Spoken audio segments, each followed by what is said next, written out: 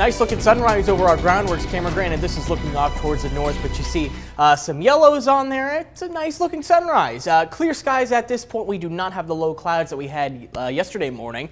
63 degrees right now in Lincoln Airport. Most locations are in the 60s with the exception of York, Aurora, and Hebron, which have dropped into the upper 50s. 61 degrees in Beatrice, 63 in Wahoo.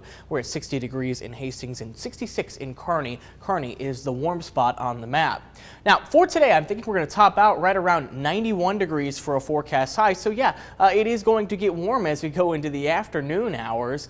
So yesterday we topped out 81 degrees, so we'll do 10 degrees better than that. So we'll pick up Stormcast at 7 a.m. And while we stay dry pretty much all day long with mostly clear skies, storms do arrive once again for the evening. And I just have to mention, although this run of Stormcast doesn't show it, I've seen some computer models try to throw some isolated afternoon pop-up storms. That's a very low potential. I think it's probably not going to happen for many of us. The better chance is going to be in the evening hours. Now, you notice these clouds starting to sneak into southern Nebraska later on this evening. These are fair weather cumulus clouds, which may blossom into some thunderstorm activity. If storms fire in this southern tier of counties, I don't think we can completely rule out an isolated spin up along with some large hail.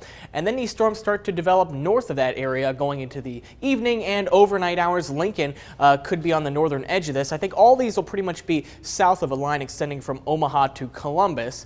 But yeah, these could be on the strong to severe side, and going into the overnight hours, it seems like hail is the main concern with this.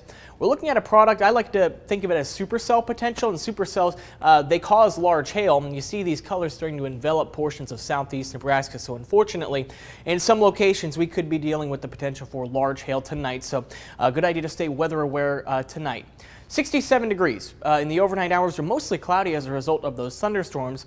Easterly winds around 5 to 10 miles per hour, but if you got a thunderstorm, it'll likely be a lot gustier. Now, we are going to turn up the heat going into Friday. Friday morning, we've got an excessive heat watch. Will likely be upgraded to a warning at some point today or tomorrow out west. It may even be expanded east to include some portions of eastern Nebraska. And this remains in effect through Monday evening, so it's going to stay warm Friday going through the weekend. So it's going to be a very sweaty Father's Day weekend.